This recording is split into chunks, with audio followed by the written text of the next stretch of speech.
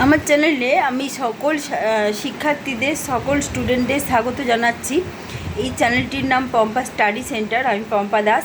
এখনও যদি এই চ্যানেলে সাবস্ক্রাইব না করে থাকো তাহলে তোমার বন্ধুরা অনেক সাবস্ক্রাইব করেছে এবং তারা এই ভিডিও দেখছে, তুমি কিন্তু তাহলে বেনিফিটেড হবে না। এবং তুমি এই ভিডিওগুলো দেখেও বুঝতে পারছো, শুনেও বুঝতে পারছো যে কনসেপ্ট ক্লিয়ার করার ব্যবস্থা করা হচ্ছে যাতে তোমার কনসেপ্ট ক্লিয়ার হয়ে যায়। দেখো, মাধ্যমিক পরীক্ষা কিন্তু স্পেশালি মেমোরি রিকল মানে মনে রাখার জিকে টাইপের কোশ্চেন হয়, মনে রাখার ওপর নির্ভর করে অনেক নাম্বার ওঠে এবং পাশাপাশি কনসেপ্ট যদি ক্লিয়ার থাকে তাহলে নাম্বার খুব ভালো ওঠে। আর এই দুটোর ওপর নির্ভর করেই কিন্তু মাধ্যমিকে 80 অ্যাবাভ নাম্বার পাওয়া যায়, মেমোরি রিকল এবং কনসেপ্ট ক্লিয়ার। কনসেপ্ট যদি ক্লিয়ার না হয়, সেই ইতিহাস হোক, ভূগোল হোক, বাংলা হোক, তাহলে কিন্তু তুমি বেনিফিটেড হবে না। তুমি যতই বই পড়ো না কেন, যতই মুখস্থ করো না কেন, তোমার কিন্তু ব্রেনে সেটা স্টেই করবে না, মেমোরিতে স্টেই করবে না, তুমি সেটা মনে রাখতে পারবে না। দেখো, পরীক্ষায় তুমি যতই পরীক্ষার আগে নোটস গ্যাদার করো, অনেক বই পড়ে থাকো, তোমাকে কিন্তু পরীক্ষার হলে কিন্তু ওইগুলো নিয়ে যাওয়ার কোনো ব্যাপার নেই। তোমাকে কিন্তু মনে যেগুলো আছে, যেগুলো তোমার কনসেপ্ট ক্লিয়ার আছে, সেগুলোই কিন্তু তুমি লিখতে পারবে এবং পরীক্ষাটা ভালো দিতে পারবে। সেই কারণে কিভাবে মেমোরি রিকল করা হবে, কিভাবে তোমার জিকে টাইপের কোশ্চেনগুলোকে ভালো করে রপ্ত করতে পারবে, কি করে তুমি শর্ট কোশ্চেনের অ্যান্সার ভালোভাবে দিতে পারবে এবং কনসেপ্ট কিভাবে ক্লিয়ার করতে হবে, তার জন্য কিন্তু তোমাকে এই চ্যানেলটা দেখতেই হবে, এই চ্যানেলের সঙ্গে থাকতে হবে, অবশ্যই সাবস্ক্রাইব করে নিতে হবে। আর কিছু শর্ট ভিডিওতে আমি কিছু ইন্টারেস্টিং ভিডিও এই জন্য দিচ্ছি যে ইতিহাস ভূগোল রিলেটেড কিছু ইনফরমেশান যাতে তুমি পেয়ে যাও। যেমন আমি কিছু বৃষ্টির ভিডিও দিয়েছি, ঝর্ণা দিয়েছি, জলপ্রপাত বা অন্যান্য গার্ডেন, স্বাভাবিক উদ্ভিদ বা কোনো রকমের যদি জিওগ্রাফিক্যাল ভিউ হয়, সেই ইনফরমেশান বেসিসে তোমাকে কিছু ভিডিও দেওয়া হচ্ছে এবং অনেক ক্ষেত্রে ছোট ছোট ভিডিও ক্লিপ করে দেওয়া হচ্ছে, যেটার বড় মাপের ভিডিও কিন্তু এমনি অরিজিনাল বড় ভিডিওতে পেয়ে যাবে।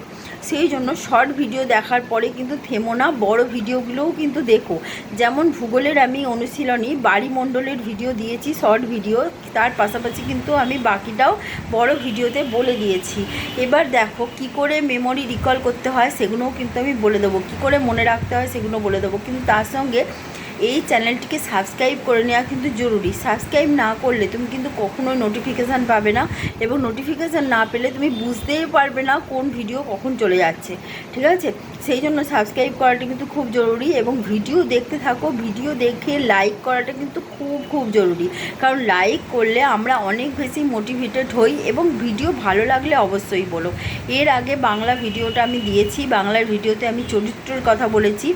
আজকে আমি বহুরূপী সম্পর্কে বলবো। বহুরূপী যে গল্পটা আছে সেখানে হরিদার চরিত্র। দেখো, হরিদা বিভিন্নভাবে বিভিন্ন রকমের রিয়াকশান দিয়েছে, তার কথাবার্তা হাবে ভাবে।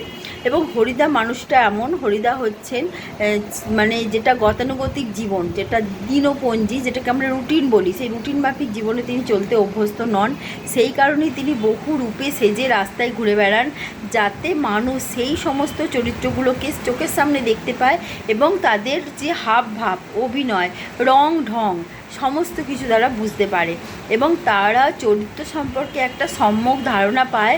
চরিত্র কেমন হয়, যেমন কাপালিক কেমন হয়, বাউল কেমন হয়, পুলিশ কেমন হয়, পাগল কেমন হয় এবং বিরাগী বা সন্ন্যাসীরা কেমন হয়ে থাকেন, সেই সম্বন্ধে যাতে একটা স্পষ্ট ধারণা তারা লাভ করতে পারে, সেই জন্যই হরিদা সেজে বেরোন।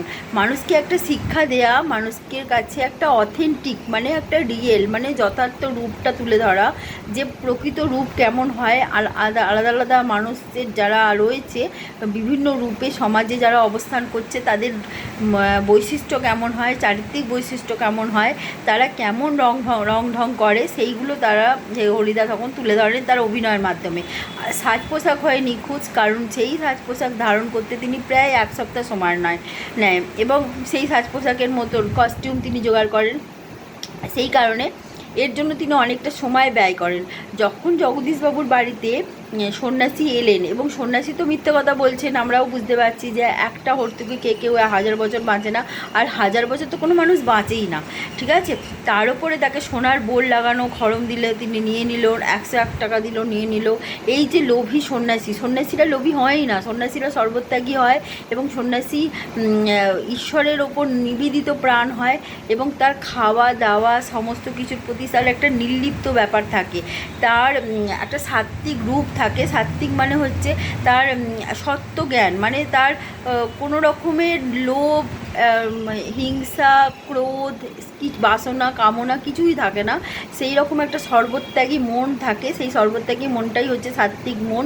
সেই সাত্ত্বিক মনের মানুষ হন সন্ন্যাসী। কিন্তু জগদীশবাবু ভুল ব্যাখ্যা পেলেন সন্ন্যাসী প্রসঙ্গে, সেই কারণে জগদীশবাবুকে শেখানোর জন্য এবং পারিপার্শ্বিক যারা রয়েছে তাদেরকেও শেখানোর জন্য যে সন্ন্যাসী প্রকৃতভাবে কেমন হয়ে থাকেন, সেই জন্য কিন্তু হরিদা বিরাগী রূপটি ধারণ করেছেন। সেই জন্য সন্ন্যাসীর কথা তিনি যত শুনছেন তত তিনি গম্ভীর হয়ে যাচ্ছেন, কারণ তিনি কিন্তু বুঝতে পারছেন একটা ভুল মেসেজ যাচ্ছে, সন্ন্যাসী প্রসঙ্গে একটা ভুল মেসেজ যাচ্ছে। সবাই ভুল বুঝছে, প্রকৃত সন্ন্যাসীকে টাকা দিয়ে, সোনা দিয়ে বশ করা যায় না, সন্ন্যাসীকে কিন্তু গৃহবাসে বেঁধে রাখা যায় না, তাকে তিনি নির্লোভ, তিনি সর্বত্যাগ করে সন্ন্যাসী হয়েছেন, ঠিক আছে। সেই কারণে তিনি বিরাগী সেজে জগদীশবাবুর বাড়িতে গিয়েছিলেন এবং বলেছিলেন যে ধন জন যৌবন সব কিছু সুন্দর সুন্দর বঞ্চনা, মানে ওগুলো পেলে মানুষ আর প্রকৃতভাবে ঈশ্বরের আরাধনা করে না, প্রকৃত সুখের সন্ধান করে না। সব সুখের বন্ধন থেকে মুক্ত হয়ে যাওয়াই হচ্ছে প্রকৃত সুখ।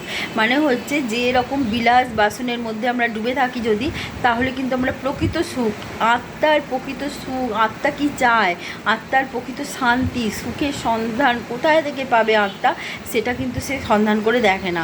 দেখো, যিনি ডাক্তার হন তিনি ঘন্টার পর ঘন্টা অপারেশন করে যান, প্রচুর রুগীকে সারিয়ে তোলেন, এবং দেখা যাচ্ছে তিনি 10, 12, 14 ঘন্টা ডিউটি করছেন। এই যে তার কৃচ্ছ সাধন, এই যে তার কষ্ট, কোথায় গিয়ে তার তৃপ্তি? তার মানে সেই ওই রুগীকে সারিয়ে তুলে তার তৃপ্তি হচ্ছে। এই যে আনন্দ, এই আনন্দটা লাভ করতে গেলে কিন্তু কৃচ্ছ সাধন করতে হবে, আনন্দটা লাভ করতে গেলে কিন্তু বিলাস বাসন থেকে নিজেকে দূরে রাখতে হবে। এইটা কিন্তু আসল ব্যাপার। গৃহবাসী থেকেও কিন্তু সর্বত্যাগী, নিজেকে উৎসর্গ করে দেওয়ার মানসিকতা কিন্তু থাকলেও তার সন্ন্যাসী মন থাকতে পারে, ঠিক আছে। এবং হরিদা কিন্তু প্রকৃত সন্ন্যাসীর জীবন কেমন হয়, জগদীশবাবুও কিন্তু একজন ন্যায়নিষ্ঠ ধার্মিক মানুষ, তাহলে তিনি তো ভুল ব্যাখ্যা পেলেন সন্ন্যাসী প্রসঙ্গে, সেই জন্য হরিদা বিরাগী সেজে তার বাড়ি উপস্থিত হয়েছিলেন এবং সন্ন্যাসীর প্রকৃত রূপটি দেখিয়েছিলেন। কিন্তু তিনি পারিশ্রমিক অবশ্যই নেবেন, সেই পারিশ্রমিক যতটুকু একটা বহুরূপীর হয় ততটুকু, কারণ সন্ন্যাসীর রূপ নিয়ে তিনি তো টাকা নিতে পারেন না, তাহলে টাকা নিলে কী হবে, সন্ন্যাসীর ঢং নষ্ট হবে, তাহলে প্রকৃত সন্ন্যাসীর রূপটা নষ্ট হয়ে যাবে, সেই জন্য তিনি টাকা নিতে পারেননি। আচ্ছা, এই বহুরূপী গল্পের সবচেয়ে ইম্পর্টেন্ট হচ্ছে হরিদার চরিত্র, এবং সবচেয়ে হচ্ছে হরিদার জীবনে একটি নাটকীয় বৈচিত্র্য আছে। এই ঘটনা, এই যে লাইনটা, এটা ভীষণ ইম্পর্টেন্ট, ঠিক আছে। তাহলে নাটকীয় বৈচিত্র্য, নাটকে যেমন দৃশ্যপট পাল্টে যায় এবং অভিনেত্রীরা পাল্টে যান, সেরকম হরিদা নিজের জীবনেই বিভিন্ন রকমের ঘটনার বৈচিত্র্য তৈরি করেন, বিভিন্ন রূপে সেজে যখন তিনি সকলের সামনে উপস্থিত হন তখন, ঠিক আছে। তাহলে হরিদা নিজের জীবনকেই একটা নাটকীয় মোড় দিয়েছেন, নাটকীয় বৈচিত্র্যে মুড়ে দিয়েছেন, ঠিক আছে। সেটাই কিন্তু হরিদার সবচেয়ে বড় প্রাপ্তি, মানে পাওয়ার জায়গা, হরিদা এটাতেই সন্তুষ্ট হন। আচ্ছা, এই হচ্ছে বহুরূপী গল্প। এবং যদি তুমি আরও এরকম ব্যাখ্যা বিশ্লেষণ শুনতে চাও, আমি সম্প্রতি মাইথোলজি নিয়েও কিছু টপিক বলবো, মাইথোলজির কিছু টপিক জানতে চাও, অবশ্যই চ্যানেলের সঙ্গে থেকো। সাবস্ক্রাইব করে নেওয়া কিন্তু খুব জরুরি, সাবস্ক্রাইব না করলে কিন্তু তুমি নোটিফিকেশান পাবে না। আসছি আজকে এই পর্যন্ত, ওকে, বাই।